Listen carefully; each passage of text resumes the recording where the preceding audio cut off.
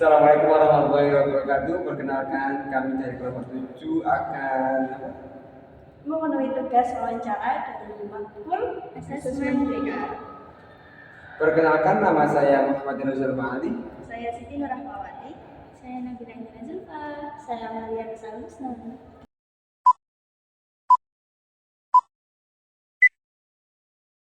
Hai, saya Ara sebagai narasumber yang memiliki masalah terkait kesehatan mental. Yang saya alami itu di self harmnya sih. Saya sering seperti kayak sayat nadi atau sayat lengan, entah itu membenturkan kepala atau lebih ke bunuh diri. Itu sangat jujur itu sangat mempengaruhi kehidupan saya. Selamat siang, perkenalkan, aku Nabila dari perwakilan dari kelompok 7 yang akan memenuhi tugas UAS dari asesmen BK, yaitu mewawancarai seputar kesehatan mental. Ya, di sini saya tidak sendiri, saya ditemani oleh rekan saya Ara. Ya, yang akan menjadi narasumber dari ini. Oke, langsung saja ya. Selamat siang Kak Ara. Ya, terima kasih sebelumnya udah mau ditemani pada sore hari ini ya. Kalau boleh tahu gimana kabarnya? Nah ya, di sini kita mungkin akan ngobrol santai gitu ya Kak. Nah, sebelum ke obrolan pertama nih, aku pengen tahu dulu nih rutinitas akhir-akhir ini Kak Ara itu melakukan apa? Kayak jalan-jalan, datang kita, terus nongkrong, terus baca buku atau di kos aja. Oh ya, tapi gitu kan ya.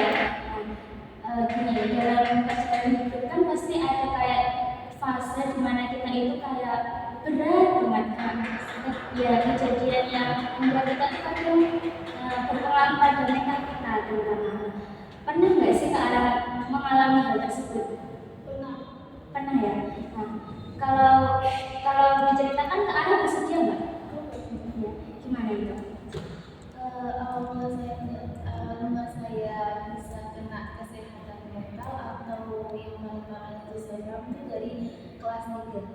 Iya, kelas 3 waktu kelas 3 SMA waktu dimana ujian. Nah di situ saya kan kayak dikatakan kalau misal kamu salah satu di ujian itu kamu bakal dapat sepeda dari situ. Di situ ya.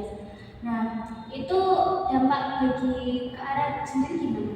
Kalau dampak dari aku sendiri sih kayak sampai ke hal bunuh diri beberapa kali. Terus sebenarnya itu bukan dari kayak mengotongi berat nadi saya atau apa. Wow, ekstrim itu ya Kak. Wow. Nah, pada saat itu Kak Ara gimana nih cara menghadapi hal tersebut? Kok pikiran-pikiran dari Kak Ara itu nggak terjadi tuh Kak Ara gimana? Melakukan hal apa? Kalau sejauh ini belum ada ya, tapi biasanya itu kayak jadi orang juga mungkin kayak lebih mengurangi interaksi, jadi lebih menutup diri dari lingkungan gitu ya. Nah, di saat waktu itu Kak Ara pernah nggak mengikuti kayak organisasi pengalaman apapun itu yang akhirnya membuat Kak Ara itu bertahan sampai saat ini? Kalau sejauh masuk kampus aku jarang mengikuti organisasi apapun, tapi kalau aku di madrasah itu sampai aku alia itu memang sering banget masuk organisasi. Tapi kalau aku di kuliah nggak ikut organisasi sama sekali. Kan biasanya aku kayak ikut komunitas kecil-kecilan di luar kampus. Dari komunitas itu Kak Ara merasakan hal apa? Mungkin merasa lebih menjadi diri sendiri atau lebih tenang atau gimana? Kalau menjadi diri sendiri belum sih, aku lebih banyak insecure-nya karena kalau aku ikut komunitas itu cuma untuk meredam keberisian di kepala. Kalau untuk tenangin diri belum. Dari ini Kak Ara saat mengalami kayak kehilangan emosi gitu. Nah itu Kak Ara ngapain? Jadi kalau nggak memberi itu yang kepala yang kayak mandi atau kalau nggak itu itu sampai sekarang sampai sekarang masih juga. Ya, nah kalau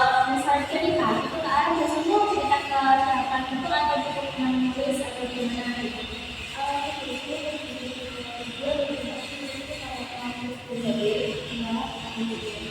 Atau kayak mungkin karakter itu iya itu juga qualification mereka tahunya aku bisa tahunya aja kalau untuk kesehatan ada. Kembali lagi ke jawaban Kak Ara tadi kan katanya lebih mana ke kiri. Nah Kak Ara tuh merasa nggak kalau diri Kak Ara itu banyak berubahnya daripada dulu gitu. Iya. Gimana itu Kak? Itu banyak berubahnya karena dari teman kelasku karena teman kelasku itu banyak banget yang dari segi anak berkelompok. Nah dari situ jadi kita tuh diceritakan kayak tentang sebenarnya kayak kenapa sih lah kamu bisa kayak menutup diri cuy segala macam dan lain-lain terus kalau pas presentasi bisa seperti itu padahal kalau di luar aku tuh sendiri terus banget untuk sharing atau apapun kita oke aja tapi kalau di dalam kelas aku kayak benar-benar tertekan gitu kan. Nah dari situlah kayak karya ngasih motivasi dan segala macam dan dari terus ternyata gini terus aku akhirnya beberapa bulan terakhir juga melakukan refleksi setiap 1 bulan sekali gitu. Apa yang bikin aku tumbuh, apa yang bikin aku gak bertumbuh, yang sekiranya gak bertumbuh itu di cut off, sekiranya bertumbuh ya dilanjutkan gitu. Oke. Sekarang coba kamu refleksikan diri kamu sendiri dari masalah kamu yang kamu lalui saat itu emang benar banget gitu kalau itu dampaknya gitu itu berarti sampai sekarang masih bukan berbekas lagi tapi masih dilalui gitu dialami gitu ya masih karena tujuannya aku belum menemukan sih ada beberapa problem yang membuat aku nggak bisa ke konsultasi. Tapi kamu punya harapan nggak kayak aku sebenarnya mau keluar dari zona ini semua kayak capek gitu? Kalau harapan sih harapan dia sejak masuk kuliah memang harapan banget biar bisa sembuh kayak bisa jadi perempuan biasanya gitu kayak mereka yang ceria dan segala macam juga stuck di tempat gitu. Oke, harapan kamu seperti itu ya. Nah, kamu untuk menuju harapan pasti ada step by stepnya usahanya gitu kan. Kamu selama ini gimana usaha kamu untuk mencapai harapan itu? Bisa untuk mencapai harapan itu kayak misal teman-temanku ada yang kuliah atau ada yang duta atau ada yang public speaking itu dari situ aku refleksi apa yang aku ceritakan dari segi kita itu kelebihan kekuranganku apa yang bikin aku step di salah satu mata kuliah dan itu nanti direfleksi terus dicari terus nanti kalau sudah ditulis semuanya direfleksi lagi evaluasi oh dari sini apa yang gitu. Itu sangat berpengaruh banget gitu sangat ngandung alhamdulillah ya. Terakhir nih ya Kak ya, aku tuh mau tanya kamu punya gambaran gak sih untuk kehidupanmu 2 tahun atau 3 tahun ke depan itu mau menjadi sesuatu yang seperti apa? Jadi gimana boleh diceritakan? Gambaran saya kedepannya mungkin bisnis apa gitu terus kayak investor sekitar yang berhubungan sama metabil atau kalau gitu yang buat komunitas untuk anak-anak berarti menjadi wadah bagi mereka gitu ya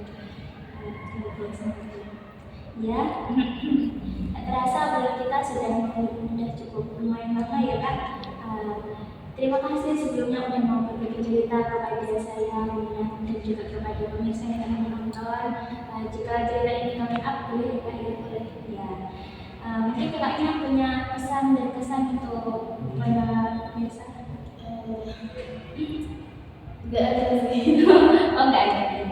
Terima kasih sudah meluangkan waktunya tentunya hari ini. Semoga dengan cerita ini bisa menginspirasi kita semua. Terima kasih. Semoga video dari kami dapat memberikan pelajaran bagi kita semua. Sekian dari kami. Wassalamualaikum warahmatullahi wabarakatuh.